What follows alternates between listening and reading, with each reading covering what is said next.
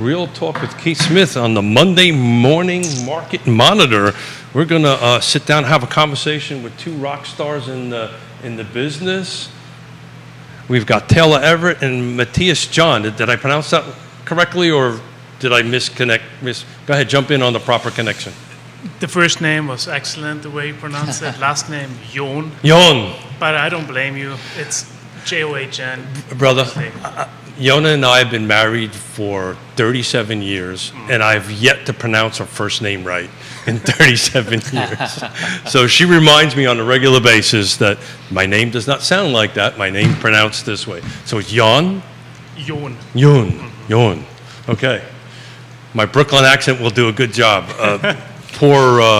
Poor Donna Patton, who's one of the brokers, or principal broker, or the supervising broker over at Keller Williams Alliance, yells at me all the time because I don't know how to say the word realtor, because I swallow the R's. I don't go realtor.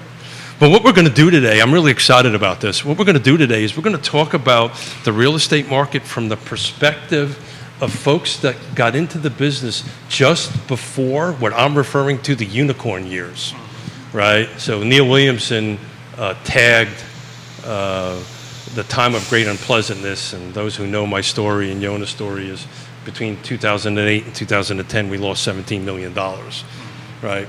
So this was the time of great unpleasantness. But the unicorn years or period in real estate is kind of right after COVID, mid 2020 So Siri is listening to me and is giving me answers here. So apparently I've done this wrong. To, like the beginning of 2022, right? When interest rates started changing.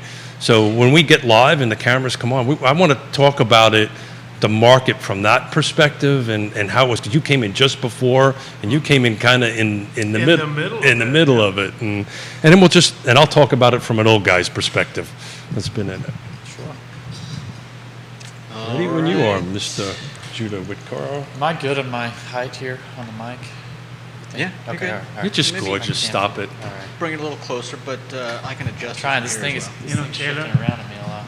Looking at you makes me want to open up. For those who are wondering where Jerry's voice is, and I'm very thankful. He's taken a week off or 10 days off on the beach and vacationing and having a good time. So I got somebody a little bit better looking, a little bit younger across from the table from me. All right. Talk about Jerry that way. He's not here. All right. Quiet on the set.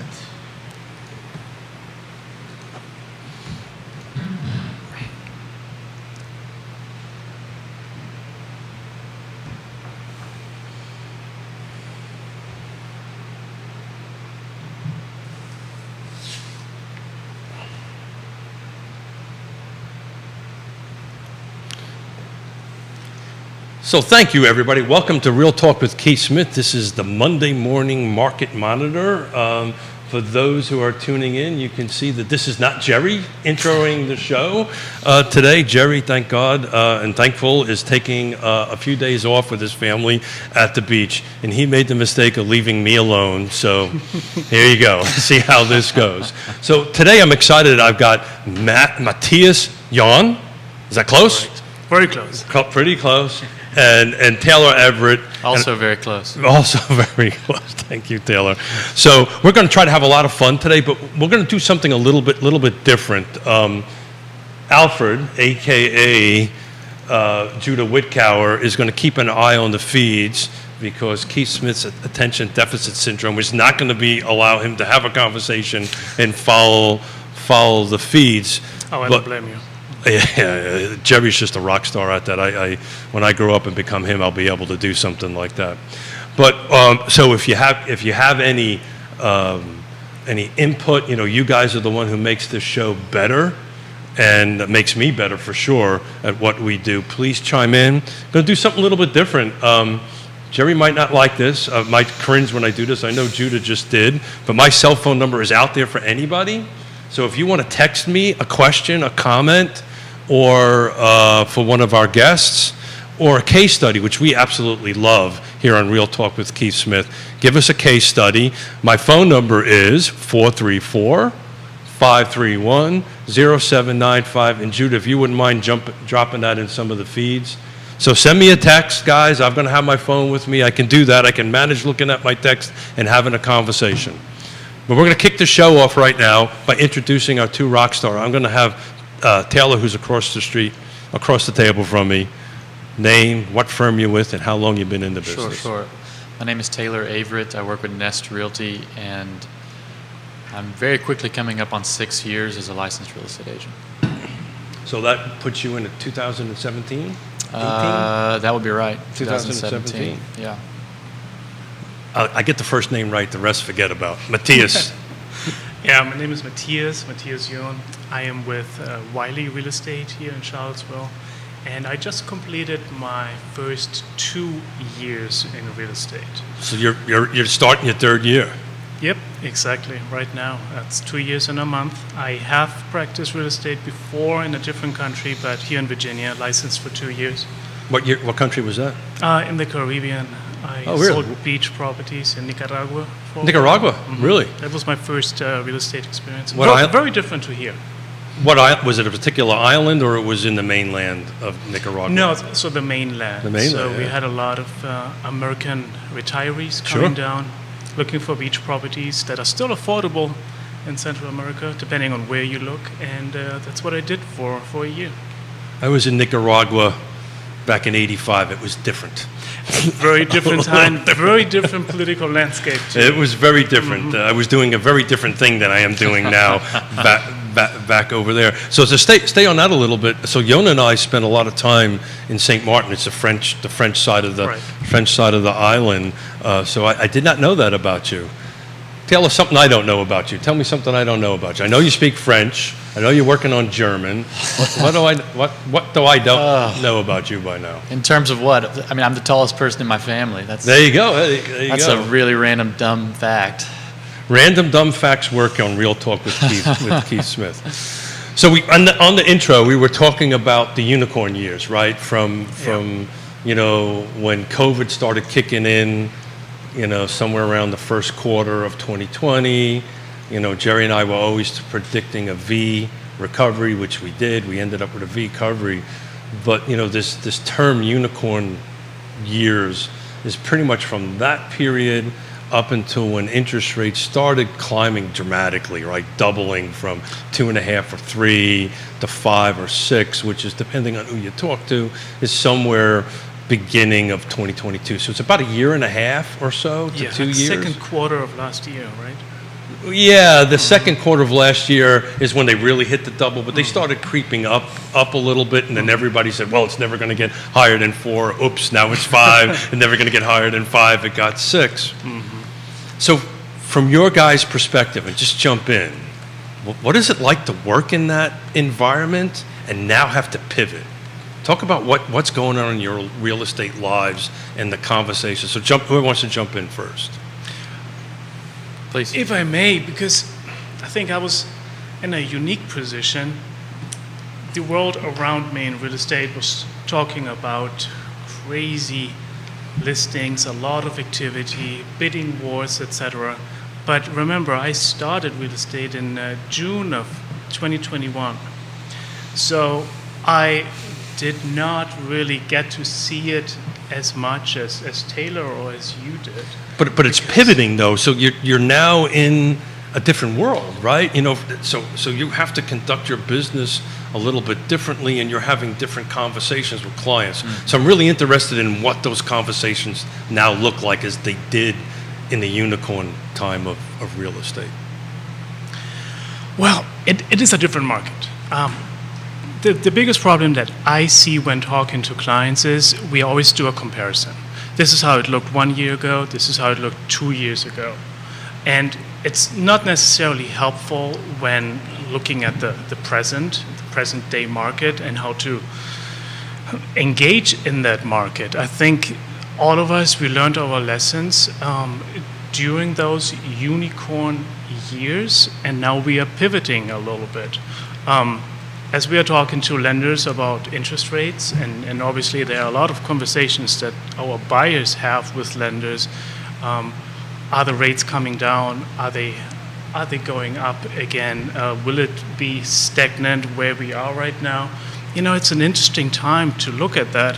What I find the most interesting to talk with clients about as they're talking to their lenders is what other options are there. And I think that's something we will talk about more moving forward.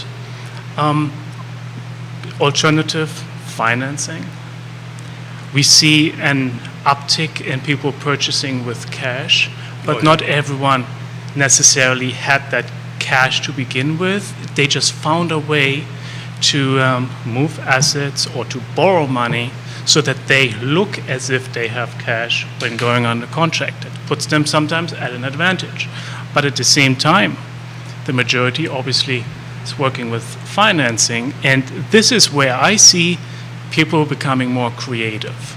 We hear terms like mortgage porting, where you can actually sell your existing home, but if you don't want to give up those interesting rates that you had when you purchased, you can sometimes transfer them to the new home. That is fantastic news in my opinion, because it means that more people might be willing to sell. So we might be seeing a little bit more inventory. And that's just one example of how the landscape is a little bit changing. That's my observation. Can you agree with that, Taylor? I can, yeah. We're not seeing a significantly beneficial uptick for buyers because the supply is still Really? just too low. I mean, if you consider an uptake, 4 offers you're competing against instead of 13, when the rates were 3. But I'm still Progress. seeing most of my buyers in competition. Most of them are having to write favorable terms for sellers still. And the discussions are changing from, well, at least this rate is really good, to, are you sure you want to do this? Maybe you can get a marginally better equity position because you're not competing against 10 other people, and you really need to talk with your lender and hope that they're educated, trustable advisor to give you counsel about where the rates are headed in the future years and what you Love can you, do. Scott Morris, your trusted Scott Morris, advisor. trusted advisor. That's right. Trusted advisor, and that end of it. It's interesting. You should say that. So I do an analysis week over week, and my dear friend Jerry Miller taught me how to actually take a picture of it, and believe it or not, iPhone tells you what day and time it is, and I Yeah. can go back and look at it. So I actually keep these week over weeks for some period of time. So it's really interesting. So I take a look at the car footprint, what came on new, right? What's going in pending, and what's going in sold. So if you take a look at this same 7 days going back from today versus a year ago, we are down 52%. Yeah. In new listings. We're also down in 60% in pendings, but it's interesting, the solds are, thank you Judah, the solds are flat. Yeah. Explain that. Explain what that means, right? So I'd love somebody else other than Keith Smith to explain, well, how do you get 52%, now this is just a 1 week snapshot. Yeah. And how does the sales volume stay the same? Make some sense out of that, gentlemen. I guess it could be closing time frames. I've been actually looking at this, trying to figure that out myself. Yeah. It's Yeah. an interesting because one would think, right, if the units are lower on the Yeah. market and all that stuff, why is that? And it could be, It could be new construction turnaround times in there somewhere. it could be. This is Yeah. a complete, everything in the market, everything from Right. condos to single family detached, attached, and so forth and so on. We could have had a week where the rates took a small dip and people made a panic buy at that time. I'm not exactly sure. But it's really interesting. So if I go back and look week over week over week, Yeah. the percentage of actual closings are not really dropping. So I think what's going on, and Matthias, jump in, please. It's the length of closing time is taking a little bit longer Yeah. than normal, and that's the reason, because these sales have happened 2 months, 1 month ago. Are you seeing that? Yeah, let's keep in mind that, at least that's my observation, that we are under contract longer before we finish to the closing line. that probably has to do with lenders needing more time because we have a fluctuation in the rates, and then some buyers no longer qualify for that particular loan. Maybe they have to switch while under contract. I'm not sure, but I wonder, and I think you touched on Good that a little point. bit, That's a Taylor, good point, yeah. if it also has to do with new construction, Yeah. that people went under contract last year and they just closed. Well, yeah, In my case, yeah, I have a few buyers Yeah. that closed on new construction that they started on last year. well, prior to COVID, you could get a 5-month turnaround on some new constructions. And then as soon as the pandemic hit, the supply chains just got obliterated. And that 5-month turnaround between supply and sometimes pre-sales without county approval and county approval for things getting slowed down sometimes got stretched out to 18 months for the same property. And so we could be seeing a rebound as supply chains improve to shorter under contract timeframes and faster construction timeframes for new builds. Well, But builders that's are not. completely speculation. So, but it's really not that speculation because we deal with sellers every day. Yeah. And I can tell you in our business, particularly at a certain price point, right? You know, something above median sales price, right? Buyers are just preferring to go to new construction because I can't find what I want to buy. Now, I happen to think that timeline is pretty limited. I think we're getting to an absorption rate of saturation rate, actually, because there's just simply no new construction Yeah. coming, new lots and coming on. But are you guys seeing, some of certain price points deciding, well, the heck with this, I'm going to go into new construction? Because you mentioned you have a couple of them, Matthias. Correct. Well, if inventory is limited, you start exploring other options. And I've seen several people entertain new construction as the alternative for them. You know, if you had to summarize what buyers are looking for, one of the main criterions these days that I hear is we want to be close to Charlesville, but we also want to have 2 acres at least. And we want a modern home, etc. And oftentimes you don't find this ideal home, at least not existing. And so more and more people are actually entertaining the idea of purchasing a tract of land at an affordable price. and Man, build that's themselves. almost as hard to find, Matthias, and to shout out to Jerry. He posted something on Twitter, and you Yeah. can just take a look at, there's just nothing available. That's actually harder to find than it is. That's the difficulty, yeah. To, I think there are only 2 lots right now for sale That's in correct, yeah. Albemarle County, What- and even if you agree with that particular lot, are you willing to pay the price? Because it's still Albemarle. That, Well, that's a very expensive proposition. much more than that. Yeah. The price is one thing. Can you find a builder? So I'm a recovering Yeah. developer and builder, Right. right? You know, You're a contractor. right? I'm a Still. recovering developer and builder. I'm on, sometimes I think I'm on my 10th step, but maybe I'm really only on my first step of my recovery on it. But, it's funny because on Wednesday, we're going to have a roundtable discussion on Fluvanna County. I've got Chris Fairchild coming in, Woody Fincham, and Scott Morris, and we're going to talk about, the perspective of bringing more housing to certain jurisdictions and why folks are against it and for it, and have this kind of roundtable discussion about it. But the reality of it is, it's harder than heck to find something. And then all these builders that were in it, AKA me, we just got out. There's no way in God's holy name I'm ever going to get back into that business. It's just because it's a tough business to get into it. There's a few considerations, back to the point about new construction a little bit. For some buyers, the majority of new construction buyers, at least that I deal with, they're not buying a tract of land and building a nice custom home. And there's generally a price minimum that a builder will require, and it's pretty high. It's not a entry-level price point, and in some cases, it's not even an above-average. Let's just call it like it is. New Yeah. construction in Albemarle County, custom new construction. It's going to have a minimum it's of a 1 in front of it. purchase, yeah. At least. So for the majority of folks buying new construction, there's a trade-off. You're going to get a smaller lot on average than you would buying a resale home of the same price if you buy an older resale home. And I'll use my own home as an example. It's a 1960s brick ranch home in the city. It's not a castle. It's less than the majority of new construction, probably. I haven't run the numbers of my own home lately, but I have a third of an acre with a huge In the fenced-in city? Wow, good backyard for in you, the man. city. Whereas if I were to go buy, I could go buy an $800,000 new construction home and touch my neighbor's house out the side. So if I'm a buyer, I have to weigh the fact that I'm not going to maybe get the pastoral land or even the just normal amount of land that came through. The other side of that is I'm not necessarily in competition the way I would be if I was in a resale home, and I can have more favorable terms.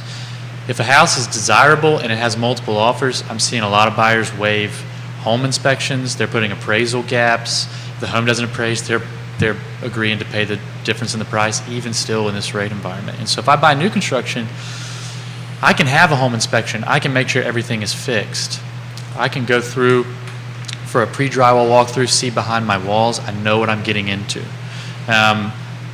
Plus, you get to pick your stuff. You get to pick your stuff. Right? You Yeah. know, I want this color this, I want this Right, color yeah. that, I want shag carpet, seafoam green toilets, you know, Right. 1970s stuff Yeah. all over again. There's not a kick out where they say, well, we put you under contract at X, but someone's outbidding you today. We're going to keep Yeah, your contract that's out. correct. So it's a safer proposition. It's a more constrained proposition in some respects, but I think that people have to understand their trade-offs when making those decisions. I can tell you in our business for the last 6 to 12 months, we've seen a tremendous amount of uptick in new construction. Actually, commercial is something else in my head. I have to get out of here in a minute. But yeah, from new construction, because of this very reason, I can't find what I want Yeah. at the price point that I want it at. Right. I'd rather pay a little bit more money, Right. get the custom features or get the benefits or the amenities that I want, and then kind of move on. But starting off in the conversation earlier, guys, so the kitchen table, right? That's where we sit down and we talk to people, right? So what does that conversation look now from your guys' perspective? Because particularly you, Matthias, you just came from, full out 110 miles an hour to maybe not so much. And how do you navigate my concerns at the kitchen table? Because look, at the end of the day, rates are rates, money's money. It's about helping me feel comfortable about making that decision to move forward. So tell me what that looks like from your perspective. And you are talking about the buyer perspective. Buyer, seller, whichever you feel like talking about. When we have this kitchen table conversation, it's not always a very fun conversation because the truth can be Oh, yeah. hurtful sometimes. And for some people, it means that they have to widen the area they're looking at. And this is not specific to new construction just because there's, land available for sale in Waynesboro and you can, at an affordable price, build there. It just, generally speaking, we are looking at the bad communities. You are big in Fluvanna County, right? I just been there for 35 years. So. You live at Lake Monticello, Yeah, yeah. right? But we have conversations about Nelson County, not much available there. No. But, and the big but is, you have Augusta County, you have Waynesboro. Waynesboro is experiencing a huge growth. We have a lot of affordable new construction coming on the market in Waynesboro, and it's 30 minutes driving distance to Charlottesville. So all of a sudden, places like Waynesboro, places like Spring Creek and Zion Crossroads are becoming more a topic for people at this conversation at the kitchen table.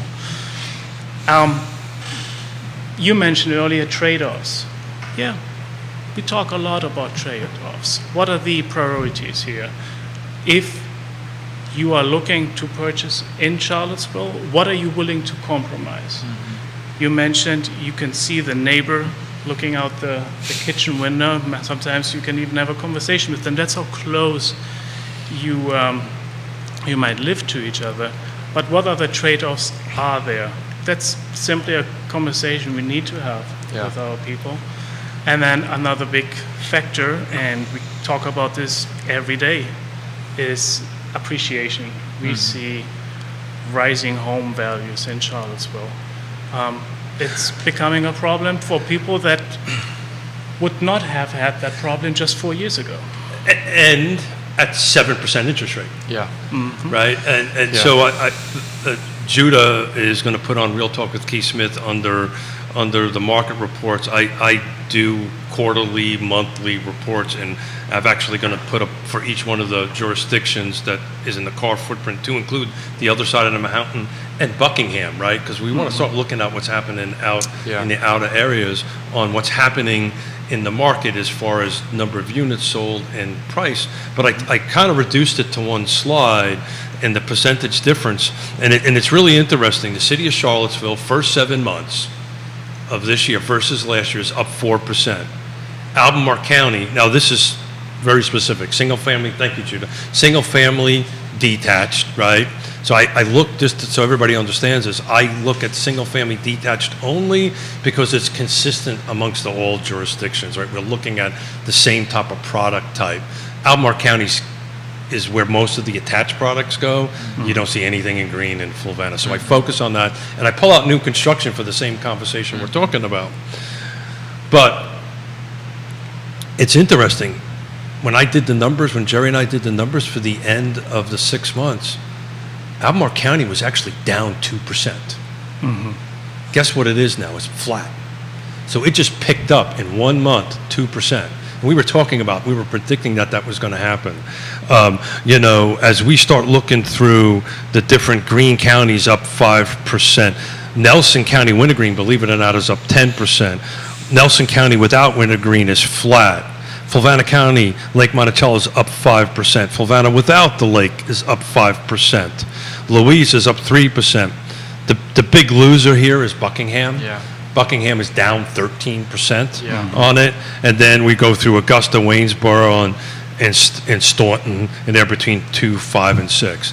So basically, we're averaging somewhere between 4 to 6%, which I see we're going to be tracking for the rest of this year. We've got to put the outlier of Buckingham out there. Is that what you guys seeing out in the real world? And what's the what with that? We've got 7% in prices still going. This is pricing? This is pricing. Yeah, yeah. Volume is a very different story. Yeah. Volume is very, very, very different. Oh, yeah, I'm seeing that. What do you make of that, my friend? Supply and demand. I was on the news last week. They had a minor misquote of me, but So let's correct but it. also very appreciative. The rates have negatively impacted, one, qualification, and two, the amount of people who are in the market. But what I discussed on the news was something called the lock-in effect, or kind of what I believe that you guys refer to here as dead inventory, where I'm not making elective purchases anymore, or vanity purchases, or lateral moves in the marketplace. I'm moving because I have to. And so even though demand has taken a hit because the rates have killed some of the demand and it's destroyed a lot of people's purchasing power is in the lower price points, the supply is just completely dried up because people do not have the option to make an elective move or a quality of life move or whatever. I couldn't buy my house back from myself without probably significantly negatively impacting my equity. I would end up paying well over $100,000 more than I paid just a few years for it, and I would triple my interest rate for the same house. I'm not going to go, it's not like I'm spending the next market segment up and moving into a significantly nicer house. I would have to buy a significantly less nice home for the price. Smaller square footage, less features, less conditions. That's exactly right, for the maybe price not that I in the paid. right location. That's exactly to make right. up that delta. That's right. Between where you're at now and then. Right. But So the choice is I'm not going to move, which means supply is down. So even though demand is down, supply is down at a higher rate. There's also extremely limited supply in the city to begin with or in the surrounding county. And even though both of those curves have moved down on the axis, they haven't shifted in how they've balanced on the Aren't axis. they ever going to shift? Huh? Are they ever going to shift? Are we going to get this back into some sort of balance? We'll see increased supply when rates get down to a point where people can reason themselves. I think right now they're high. Everything is just references, right? Once people feel 7 for long enough, 7 becomes a new normal. And then when 7 hits 5, people can reason themselves into 5 in a way they couldn't reason themselves into 5 when the rates were at 3. Agree, 100%. What do you think, Matthias? Well, I think we always talk about it being a seller's market. We talk about sellers having the power.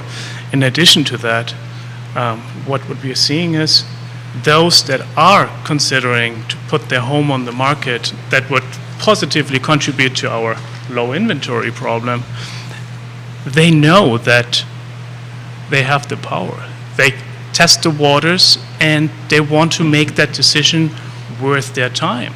So they are in this unique position to ask more. So it does have an impact immediately. And I'm going to push back a little bit, Matthias, because that's what we do here, and I love to push back a little bit. Price matters. It will always matter, right? And I feel what's happening with the sellers is they've kind of got their wake-up call, right? They realized they can't, and that happened maybe about 6 months ago, 8 months ago. They were like, okay, 6 months ago it was a 20% or 12% or 15% year-over-year increase. I think the fact that we're closer to 4 to 6% increase year-over-year, sellers are starting to realize that. My experience has been from doing this for 3.5 decades. Buyers react really fast to the marketplace. Sellers react much slower to that. I think the sellers are starting to catch up because price matters. You know, you don't want to put a house. You know what this price of this home needs to be. You don't want to put it on over the market value, right? What does that do? So I agree with you, but I want to make a distinction between urban inventory and compare it to what is happening just 30 or 45 minutes into the country. It's a very different situation. Would you agree? Sellers that we are working with as a firm, and we do a lot of land and farms and so on, they should change their mindset a little bit, but are a little bit slow in realizing how the changes might affect them in their process of selling their property. Very different when you are in Charlottesville. So there I agree with you that it's a changing market. So, and I've said this so many times, I actually say it in my sleep. Real estate's 6 things: location, and each location has micro locations within them. Price always matters. Features, conditions, right? Am I looking for a primary suite on the main level because I'm old, right? Let's face it, that's where I'm at. Condition, I also don't want to install a new heat pump and all that kind of great stuff. Timing is always everything. And something that gets me into a little bit of trouble, who's on the other side matters. You know, when I'm doing a deal with you guys on the other side, I know you guys are pros, and we're going to work through the issues to get there because there's always issues. But you're spot on. The micro location matters because certain parts of Charlottesville are always do well. Certain parts of Charlottesville may be a little bit slower. You know, you're looking at days on market that some areas are trying, or God forbid, it goes into 20 or 2025. Right. That's one of the changes between now and, let's call it 2 years ago, is that when the rates were 3, you could throw a cardboard box with a potted plant in the front yard on the market and get 10% over the asking price. And if an agent had a heartbeat, they could do a deal. Yeah, that's right. Now, what you're seeing is the things worth having are still the things worth having. I use that in liberal terms. The homes that show well and are rare, high, regardless of market conditions, inelastic, those goods are still selling like that. You're starting to see some of the things that in years past, when I first started working in real estate, would sit on the market longer. Those are starting to revert back, not anywhere near the same amount of days on market, but we're seeing slower lifespan or longer lifespans to going under contract on some of those things. So let's talk about what metric you two guys follow to see where the market's going. I have a very specific matrix that I follow. Yeah. But what do you guys follow to see, okay, the market is going a little bit this way or that way? One particular metrics that you guys follow.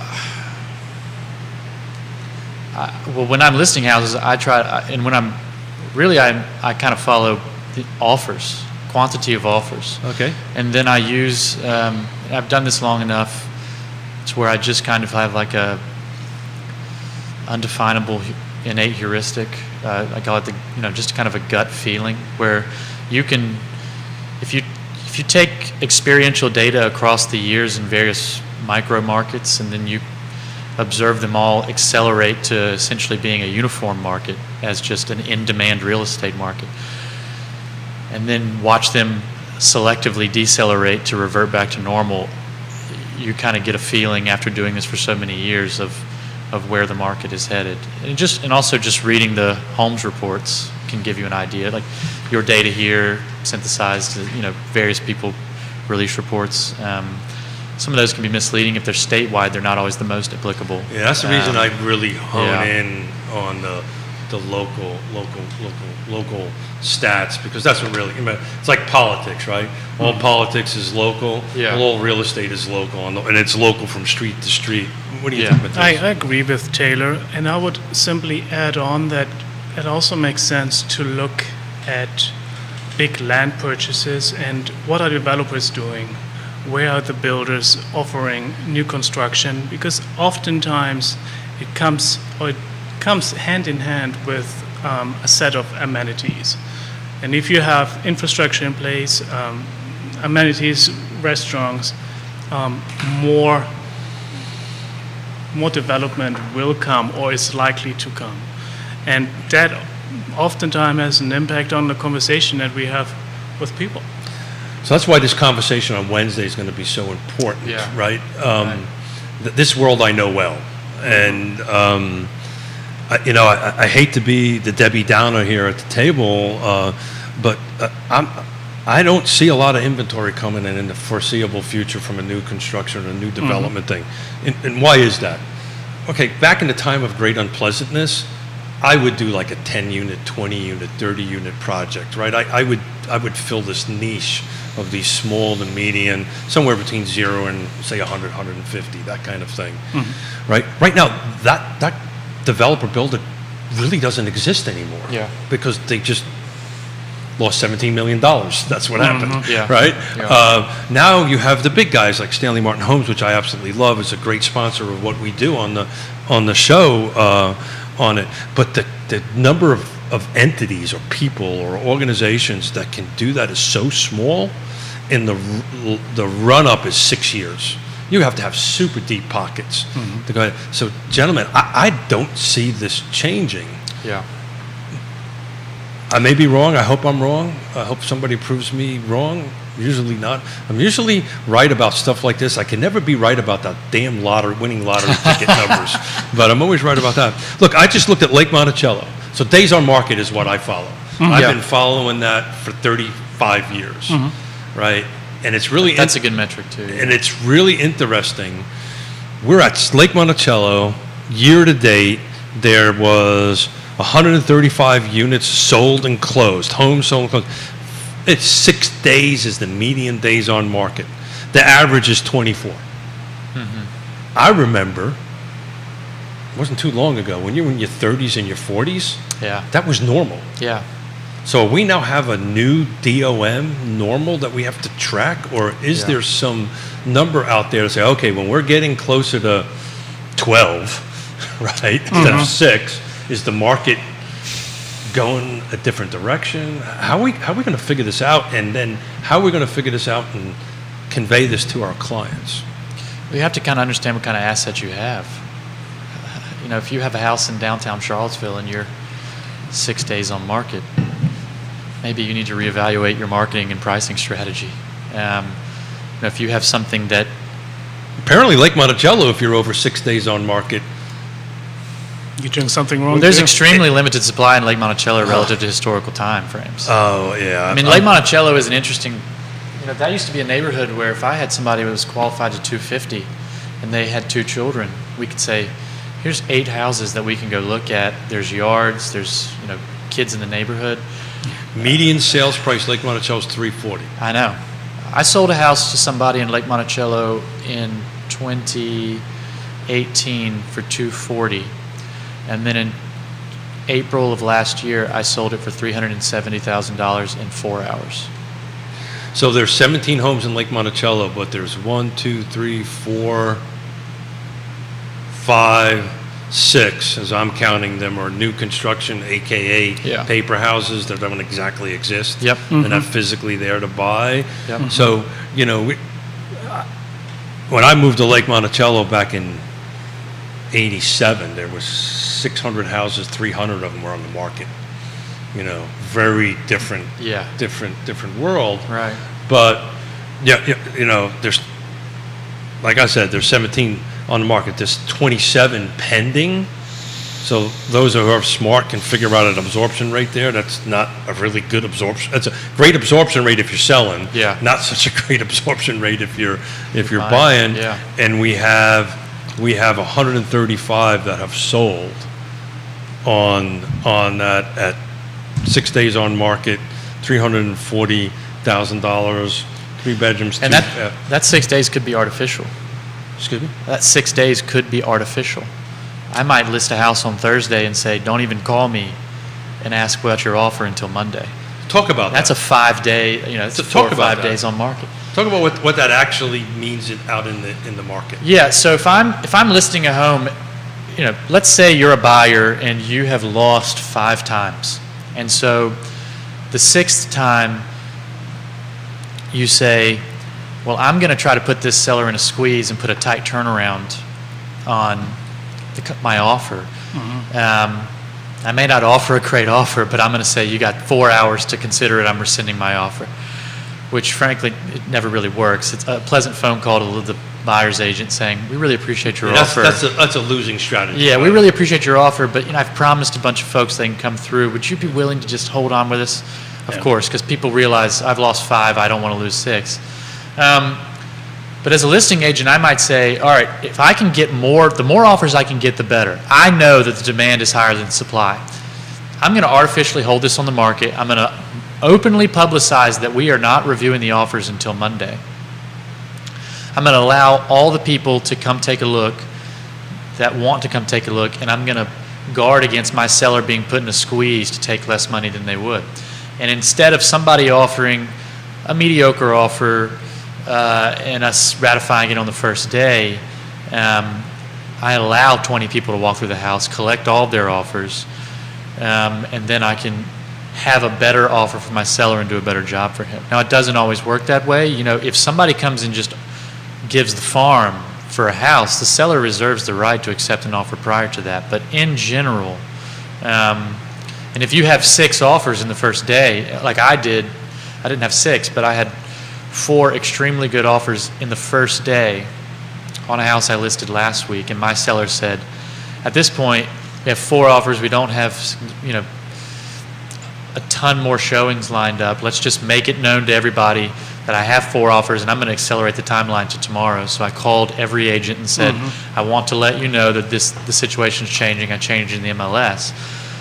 But the market has been such to where sellers could dictate when they reviewed their offers. When I first got into the business, if you were on the market for 3 days and you got an offer,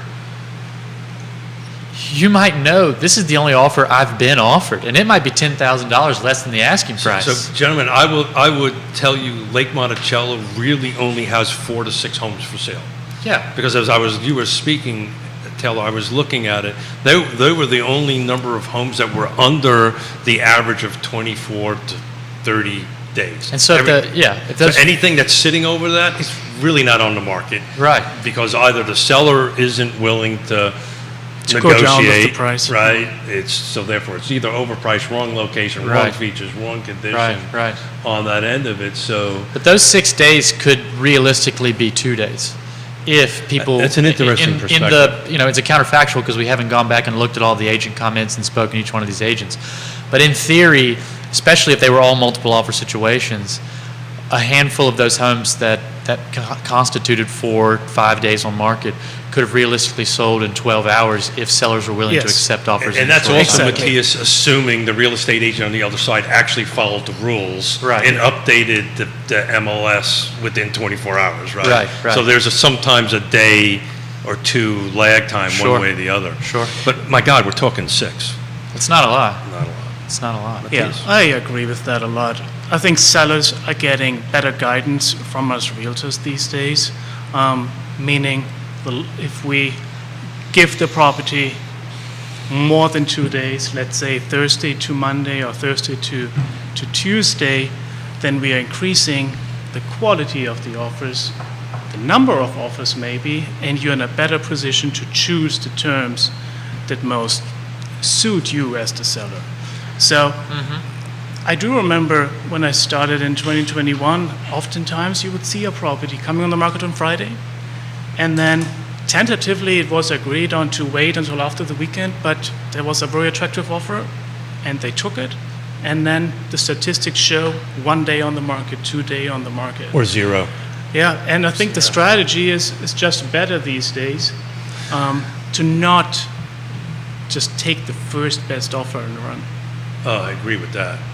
So, Matthias, if Scott Morris is right, if everybody that I'm reading is right from all these PhDs, everything from Lisa Steravant to Lawrence Yun to all these prognosticators that are saying, you know, beginning of 2023, interest rates, 30-year mortgage interest rates are going to be back in the normal ranges of maybe, say, 5-ish, have a 5 in front of it somewhere. Is Taylor right? Is the market, is product going to come on the market? If people are going to put their houses on the market when they get there, are we going to open up inventory, or are we just going to be staying where we are for a foreseeable future? Well, I think it will slowly change, not immediately. But if I was to put my house on the market right now, knowing what I know about the interest rates that the buyer of my home would be looking at, I would really go through that thought process and evaluate, do I have to sell? Is it maybe better to stay where I am right now and wait a little bit? If I, as the owner of a property, know the interest rates are down at 5%, then it means for me I'm more likely to find a good rate for the new home that I'm looking at. So my behavior changes. My approach to putting my home on the market will be a different one. And I think that that's a transition process, but I agree with Lawrence Yun. You mentioned him. I follow what he does on. And just to put a little bit of a pin in that, he was the also guy that said we'd never go over 4% either. So He learned his lesson. I've had a one-on-one conversation with him about that. Yeah, it'll never go over last September, and bingo, we're at 7. So, you know, there's what? Lies and statistics and, you know. And look, we're not in the business of making predictions, right? yeah, It we would- kinda it would are, be though, Matthias. bad advice to our clients. It does pay off to look closely at the numbers, but I agree with you. It might look different next year, but I think it will be a slow transition. Well, you're going to see a staggered transition, because what will happen is that when the rates drop, more people will be qualified, more people will be motivated to buy. That means demand's going to go back up. And so 300%. you're going to have more offers per home. And so 30 to 60 days after the demand increases, sellers will realize the demand has spiked more again. I might put my house on the market now. It's less punitive for me to get into something else at that point. Also, to your point about what I would classify decelerating appreciation here, if I'm a seller and I'm seeing 10% year over year, and then I'm starting to see 4, and I'm coming to the realization I might be reaching a price ceiling on my home, and that maybe it starts heading back down the mountaintop, which I don't think it will. Yeah, that's. I don't think it will, but as a seller who's not in the business, I might think. that's why the tons trust of of it- people seem to always tell me, well, we go up, we go down. Well, it's not that simple, but if I'm seeing the price ceiling and I'm seeing an increased demand and I'm thinking, this is my max cash out of this essentially investment portfolio that I have that has walls and a kitchen, then I might cash that asset out at that time that I can surmise is the equilibrium point of my highest demand and my highest price appreciation. So I've got a 22-year running spreadsheet that talks about valuation historically. And the reason I do that, it counts the time of great unpleasantness, Yeah. which went down. Yeah. We're ranging depending on the jurisdiction. anywhere between 3 to 6% year over year. That is a normal Yeah. appreciation, and when you start compounding that, that makes huge differences. I just throw this out for a conversation point. I had a really interesting kitchen table conversation with a seller yesterday. They're panicking. They need to sell their house. Life changes. Unfortunately, it's a divorce, right? But there's a life change that's going on, right? And they got to sell their house. And not only do they have to sell their house, we've got to get enough money for them so that one half of the couple can buy and the other half of the couple can buy. And the conversation was, well, we're just going to wait for interest rates to get lower. Forget about the whole divorce thing and they're living in the same house stuff. My advice to them was no, now's the time to do this. This inventory is not there, because what's going to happen, in my opinion, when that interest rates go up, the buyer pool is just going to get deeper. And now you might find a buyer a little bit faster and may get a little bit more money on the sales side of it, but you're just not going to find anything. So now's the time to do it. That's true. And then give a phone call when interest rates drop down, refinance the rates, whatever you got to do, we can come up with a plan. Are you guys having that kind of kitchen table discussion at all? Can I just chime in? Yeah, of course. And say, it says a lot about our market that the few sellers that are considering putting their house on the market are becoming sellers because they're going through a divorce. It's a Don't you huge think? thing now. I think it's a Yeah. COVID. I hear it every day. I can tell I don't know if you guys are seeing it. The last 6 sellers were all divorces. I actually had one where a brother and your clients. yeah. Wow. And what they all have I had in one common, where a brother and sister were divorcing each other, which is a whole story in itself. a brother and a sister. A brother and sister got deeded the house. The brother was living in the house. The brother wouldn't get out of the house. The sister sued the brother, and the judge ordered them to get out of the house, and we needed to sell that. Talk about crazy. Wow. But go ahead, Matthias, I interrupted you. Divorces. Yeah, no, I agree with you. We have a lot of clients that are going through divorces right now, and those appear to be the ones in the position having to sell. But what they all have in common, and that's my observation again, is that they're actually telling me maybe we want to wait a little bit until next year. So even though they're going through a divorce and there's obviously a hostile environment at home, they're actually considering to wait before selling their home. That shows me as a realtor also a lot about behavior on the market right now. So I'm thumbing through the 2023 National Association of Realtors where they do their buyers and seller analysis, and I'm trying to do that and pay attention at the same time and have a conversation. But if you take a look at that, the first 10 of the 20 reasons are all life changes, right? Yeah. Retirement, so forth. That's why people are moving. It's not because Kids. And then what happens, at least what we're experiencing, is that they have to move, and they literally are trapped. Yeah. They thought it was a really great idea for 3%, which was cool at the time, but now, because we're not at 3%, and it's a unicorn, gentlemen, we're never going back there. Yeah. Not in my lifetime, anyway. Maybe in your lifetime, because you're like 18 or something. But in my lifetime, we're never going to go back there. We're going to see the normal, according to Freddie Mac or Fannie Mae, since 1972, the average is like 7%. Yeah. Right. So we're going to be that way. Yeah. Want to jump in? I just agree with you. I There think you my go. dad's Look. original mortgage was like 15%. 18 for me. He 18, kept huh? refinancing for less years and simultaneously reducing his monthly payment because the I- rate kept dropping at such a. We bought at Ridiculous 18, rate. and in the same house refinanced it 3 times. Yeah. Down to about 6. And I think you'll see a good amount of people who have bought in the last 12 months refinancing at some point in the next 18 months. I don't know when that will be, and I'll leave that to Scott Morris with the numbers, but that's the talking point. And that's why it's important to work with people who are knowledgeable and not just snake oil salesman, because, you know, mortgage people will tell you, don't worry about it, the numbers are good. Knowledgeable mortgage people will say, here's the prognosis, you can make an educated decision. I'll work with you however you want to I'll work take with one you." step further. Yeah. That's the difference between hiring a guy like Scott Morris, who's local, that you can pick up the phone and call, or Yeah.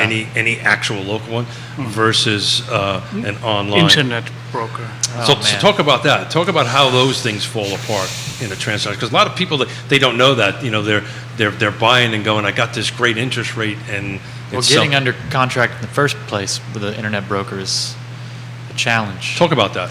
Well, if I'm selling the house and I'm looking at pre-qualifications from Scott Morris and an internet broker between two offers, all things being equal, this is going to be a lot easier with a local professional who is knowledgeable at the market than somebody in a call center who's got so much red tape wrapped around what they're doing that they can't help you, and it takes you forever to get in touch with somebody. Just jump in on this, either one of you guys. I had a real estate agent. I was on the listing side. I had a real estate agent on the buying side. We literally had that. We had multiple offers, right? Believe it or not, one of them was a local one, and everything else was an internet. Prices were about the same, terms were about the same, and that's the one we chose. The other agents got very upset with me because, you know, the rationale of my client making that decision based on our advice was, hey, we want to use a local real estate, a local lender. So if we have a problem, because you always will have a problem, there's always is a problem, that we have somebody to pick and call Yeah. on that. Do you guys Well, bump the into? appraiser lists for internet realtors are all over the place. Out-of-market appraisers, people from Spotsylvania coming to appraise houses in Charlottesville, and that creates a massive problem when trying to reach value. I've had appraisers from out-of-market, I mean, do what should have been, frankly, it was criminal because they cost my clients $40,000 of liquidity, and I'd reappraise the house myself and did a better job than that appraiser, just pulling comps and sending them. But it was criminal what happened. Appraisers very rarely, once in a blue moon, will listen when you send across. You can test their valuation, and they'll do a reevaluation. Mostly, they think that it really undermines their professionalism if they reevaluate anything. You questioning them. And you question them. So if you get an out-of-market appraiser on a in-demand house that you've had to make a competitive offer on, and that you've not overpaid for because 3 other people offered $1,000 less than you, so the market has deemed the value there, you could have a real issue that could cause you to lose the home if you're not liquid, or to get in a pretty negative equity position on paper and lose a lot of your equity. So you're representing the buyer or the seller in that transaction? the buyer on all of them. Really? Yeah. I'm gonna let Matthias jump in, but I'm gonna give you a little coaching moment, mentoring moment on possible solutions. Oh, I've learned a few lessons on the way, but yeah. But I would like to hear that lesson as well. Yeah, so we just recently helped our youngest daughter buy in Richmond. Same exact scenario, right? Yeah. Appraiser came in. It's closed now, so I can talk a little bit about it. I have permission from my daughter and son-in-law to talk about it. But, you know, it was a doctor's loan, right? Which is, everybody thinks they're great, Yeah. right? In theory. In theory, yeah, that word, theory. So what happened was exactly that. They hired an appraiser from out of the area that actually never did a drive-by. Excuse me, never did a walk-in on Wait, the property. how? Just did a drive-by. How is that even possible? Was roughly $50,000, $57,000 below. So this was one of those deals where the seller, the buyer in this case, my daughter and son-in-law, agreed to an appraisal gap. So this was going to cost them a ton of money. And the way I did it, guys, is I just renegotiated with the seller. We're in the deal already. It doesn't make any sense for us to walk away. If we walk away, then they got to go back on the market. They got to find another thing and so forth and so on. Right. Okay, guys, let us pivot to Scott Morris, because that's what we did. Yeah. Right? We said, okay, give me another 30 days. Let me pivot to Scott Morris. Yep. Brought in Scott. And actually, the appraisal ended up $30,000 over the contract price. So it was almost like $100,000 swing. Yeah. And they walked in it. They closed on it. They're happy. We had a party last night. We got, well, we wanted to, in one of the situations where my client had a $40,000 deficit to the purchase price, the sellers were not that amicable, and it was Wouldn't give you the time. no. They essentially, they gave me about. I spent a week, contesting the So appraisal. how do you guys navigate this? I'm a buyer. Yeah. I sit down with you two guys, and I have this internet. Yeah, in that case, I said to the buyer before we even looked at houses, you really probably shouldn't work with this person. But people I'm never going to have more trust than a parent has. And it was a referral from their parent Yeah. to work with that lender, who was a national lender. And I spoke with the parent. And then when this situation happened, both the parent and the client said, well, gee, we wish we would have listened to you, but Did they not blame you for that? no. Oh, good for you. They knew, because, I was pretty clear about it, and they, wasn't my situation. Now, I'm all, part of this job is like you're a sports coach. The blame comes on you sometime, whether it's your fault or not. Oh, yeah. And that's why it's really important to be clear. Part of those kitchen table conversations are hard truths. Mm-hmm. I'm not a cheerleader or a yes man. I'm a realist, and part of what you're paying me for is to help you better understand the market, both the positives and the difficult, honest hard assessment. truths about it. Yeah, an honest assessment of your situation. Go ahead. So back to that question or that approach about internet lender versus a local lender. When I have this kitchen table conversation with my client who chose me because of my local reputation, Sure. and because there's an in-person aspect to it, he chose me over Zillow, for example, which is the internet equivalent to the online lender. Obviously, we're going to have a conversation about the value that we see in working with a local lender as well, who knows the areas, who knows exactly which loan applies to which micro location that you spoke about. It is important. Oftentimes, those internet lenders don't make those distinctions, and they just suggest a loan that might not end up being the best solution. But it's more simpler than that. You don't even know who the heck you're talking to from one. Well, you don't talk to the It's same person faceless. 2 times. That's exactly right. It's interesting from I guess I've been doing this so long enough. If I really have a buyer that's absolutely insisting on an internet, if they don't want to choose Scott, I get that, right? And I think it's a mistake, but if they don't want to, that's okay. If they're not going to work with a local, reputable lender, I probably not, Yona is going to yell at me for saying this, but I'm probably going to say this is probably not a good fit. Yeah. And you might want to find, because I know what's going to happen, right? It always happens Yeah. when you get back to the end of it. But we got about a few more minutes left of the time, gentlemen. I told you it was going to move fast, and it is moving fast. There's going to be some roundtable topics that we're going to have to talk about. That's going to be really uncomfortable for us as real estate agents, and we kind of touched around the edge of it a little bit today, and we surely don't have time to get into it. But what's coming down the pike with these different lawsuits and these different DOJ things. So I don't want to get into that, but I just want to kind of put a bow around that and talk about the level of professionalism at the table. When you guys sit down with a buyer, how quickly do you get into a buyer-broker agreement? When do you have that conversation with them? Is it pretty quickly? Do you wait a little bit of time? Because there's a lot of confusion out there in the marketplace when that actually is supposed to happen. Well, I think we need to find a balance between those two extremes. On the one hand, I don't want a client to feel You're pressuring them. the pressure because there's a document with a signature on it that binds him to me. I want him to be working with me because I'm good at what I do. And in order to show him that, I want to establish a relationship. So the question, I agree with that. It's an important question. When do I present that listing agreement? It's a different question. Maybe try it a different way. Because we all have to, because of where the marketplace is now and where it's going, we have to demonstrate our worth. Our value, yeah. Our value, what is our value proposition to the client? Should it be on a piece of paper or in conversation? I think that's up in the air at the moment. But, I mean, I think I know you two gentlemen well enough to say this. You have that conversation, not hey, you know, at the first two words out of your mouth, but at some point, you have to have that conversation about how do you demonstrate your value and what you bring to the table, particularly on the buyer side. Does that make sense, that question? Yeah, yeah. I'm kind of a bad boy about this. I don't make people sign paperwork.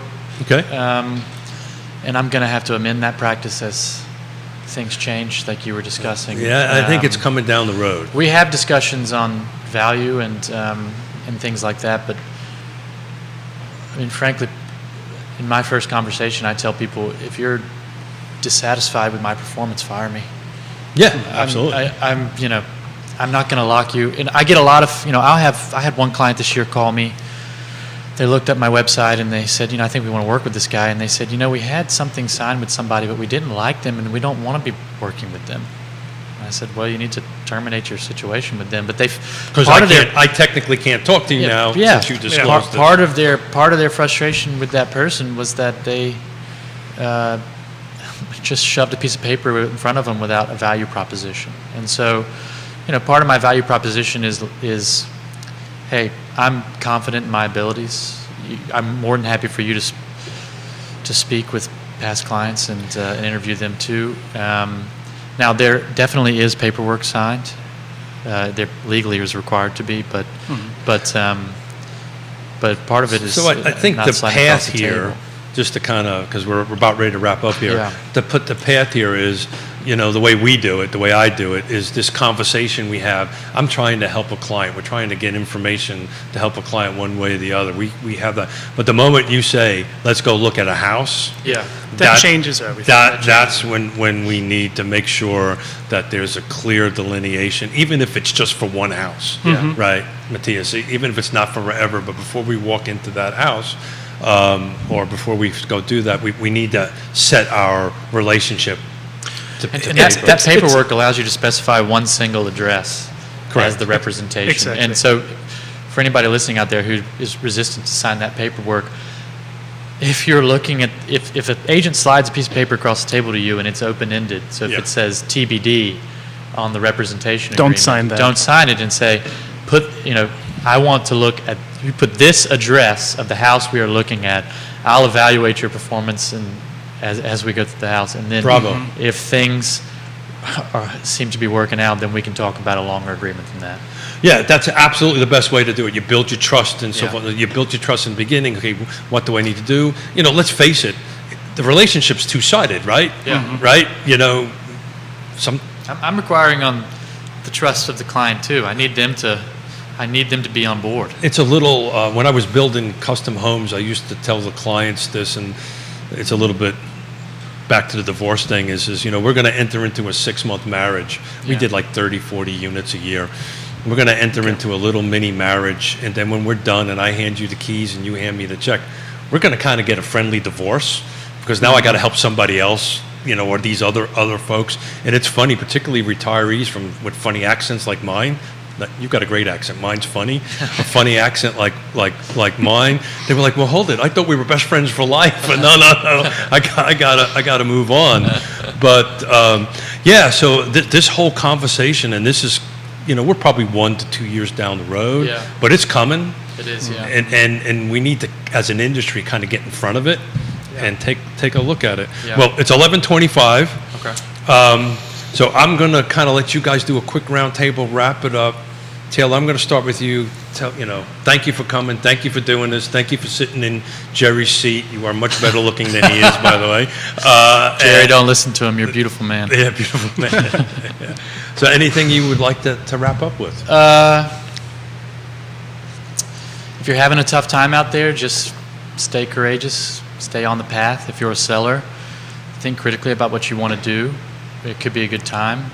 Right now, I think for a buyer, your biggest consideration is, especially if the rates drop, what's your trade-off going to be? Is it going to be a short-run higher rate, or is it going to be a worse equity position? And that's, and I can't answer that Or question you're for going to you. have to settle for something that you not quite want because now the pool just got bigger. That's right. Got That's it. right. Got it. At a worse equity position potentially because you had to offer more over Absolutely. asking percentage-wise than right now. I'm telling you, I think if we get back to 5, we're back to what Matthias was talking about earlier. You know, we're doing multiple offers now if it's in the right location, Yeah. right price, right features, right condition. Yeah. I think we're going to go back to, if it's anywhere, we're going to go ahead and do that. Yeah. What I would add on is there's a lot of frustration right now in the air. Yeah. And I encourage everyone to not just base their decision on headlines in the media. It's always more nuanced than that. Just give us a call. As we just discussed, we're happy to talk about something before actually looking at a home. Sure. Just it's our job to actually give guidance based on the numbers that we are talking about right now. And so let's talk before we give up. So, gentlemen, thank you for joining me. Thank you for being on Real Talk with Keith Smith.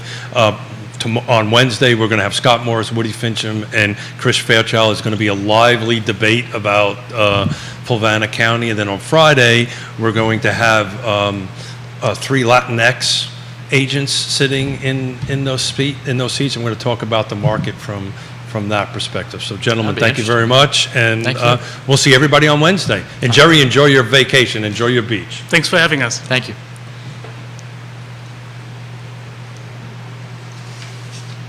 Thank you, gentlemen. Thank you. So seriously, thank you for Yeah.